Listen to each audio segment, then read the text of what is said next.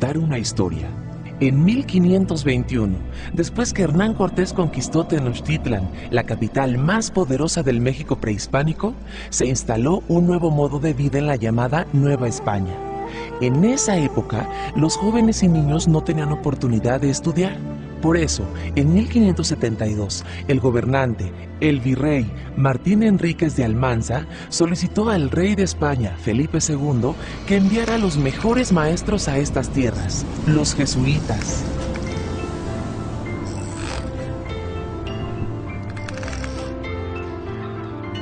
Estos religiosos atravesaron el océano Atlántico durante varios meses. Imagínense, en un recorrido lleno de tormentas y peligros, donde llegaron a ver hasta monstruos marinos. Así, los religiosos que venían a enseñar la religión católica llegaron al nuevo continente, a la Nueva España. 8 años después, se establecieron en un lugar llamado Tepoztlán, donde fundaron 3 colegios. En uno aprendían las lenguas nativas, en otro enseñaban la religión católica y también a leer y escribir, y en el tercero educaban a los jóvenes jesuitas.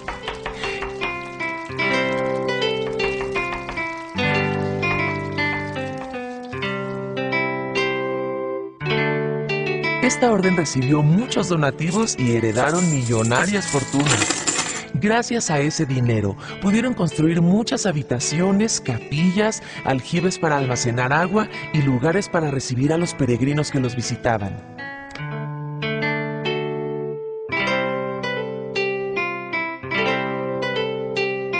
Y gracias a la familia Medina y Picasso, pudieron construir una fantástica iglesia, la de San Francisco Javier, que adornaron con mucho detalle y oro en un estilo que se llama barroco, no solo en su interior, sino también en la fachada.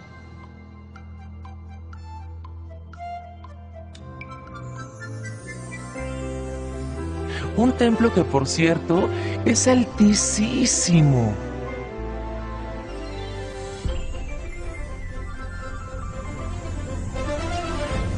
Pero 2 siglos después, en 1767, otro rey español, Carlos III, dio las órdenes para que a los religiosos jesuitas se los llevaran de regreso a Europa. Así que el colegio de San Francisco Javier fue entregado a otra orden religiosa. Y más tarde, el edificio fue abandonado por casi 100 años. Sí, 100 años. La educación en la época colonial. Con la llegada de los españoles y la conquista de México surgieron grandes cambios sociales y culturales. Hay que recordar que la cultura de los conquistadores era una mezcla de otras culturas, como la de Oriente, Grecia, Roma, el Islam e inclusive la judía. Los españoles, cuya cultura estaba basada en el agrarismo, la religión y la guerra, llegan con ansias de riqueza y enarbolando la cruz como escudo y con una amplia experiencia en conquista y colonización de pueblos. En el régimen colonial se tiene diversas castas como indios, españoles, negros y la mezcla de estos que son los mestizos, mulatos y zambos.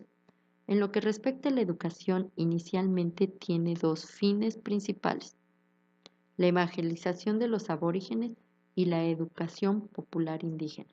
Se puede encontrar a lo largo de esta época diversos tipos de instituciones educativas dirigidas a diversas clases sociales, entre las que tenemos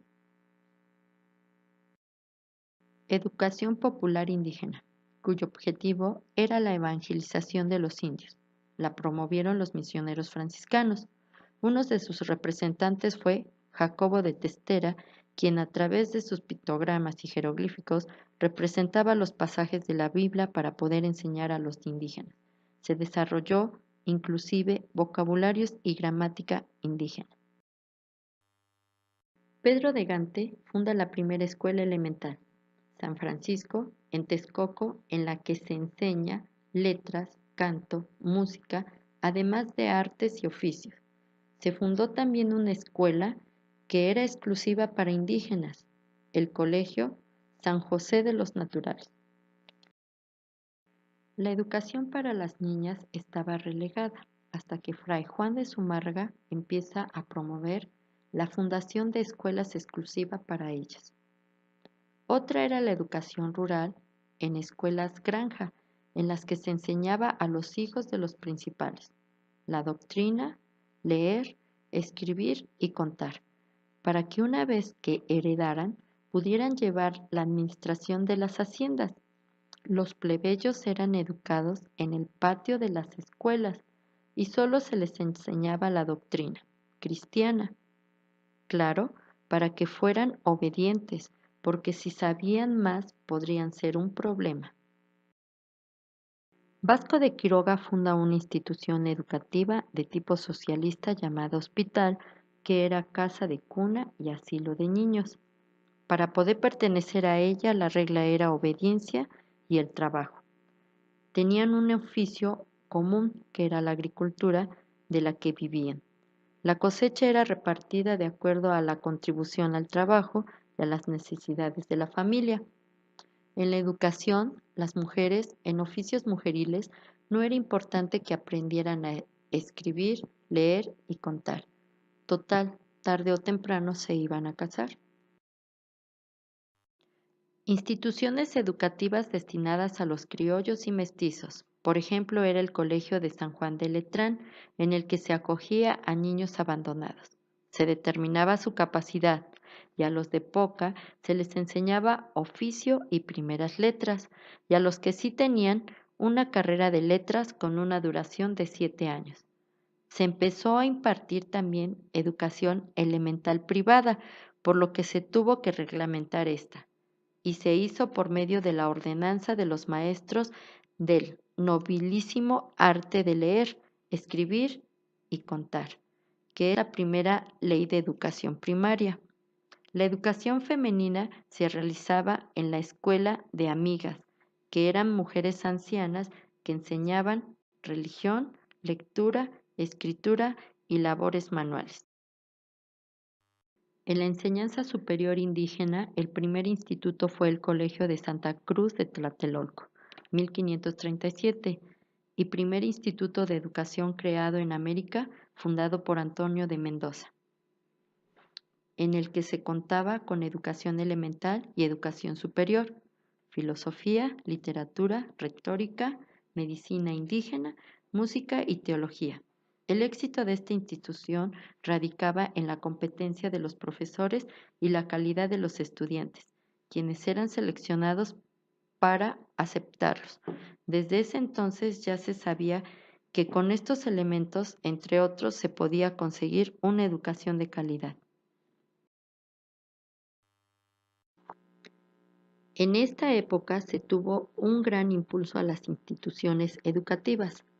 Claro, no perdiendo de vista las clases sociales. Se puede observar cómo el control se realizaba a través de la religión. Existieron hombres que se preocuparon y ocuparon por el bienestar de los indígenas, aunque eran pocos, por lo que su situación no mejoró.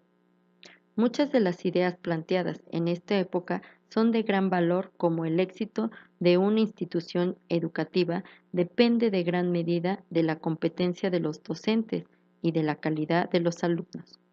Otra parte importante, el ser sensible a las capacidades de los alumnos e incluir en la educación no solo la parte académica, sino la enseñanza formal de las artes y oficios que en la actualidad no se hacen con la falsa creencia de que no son importantes y solo los que obtienen un grado académico tienen la oportunidad de un buen nivel de vida.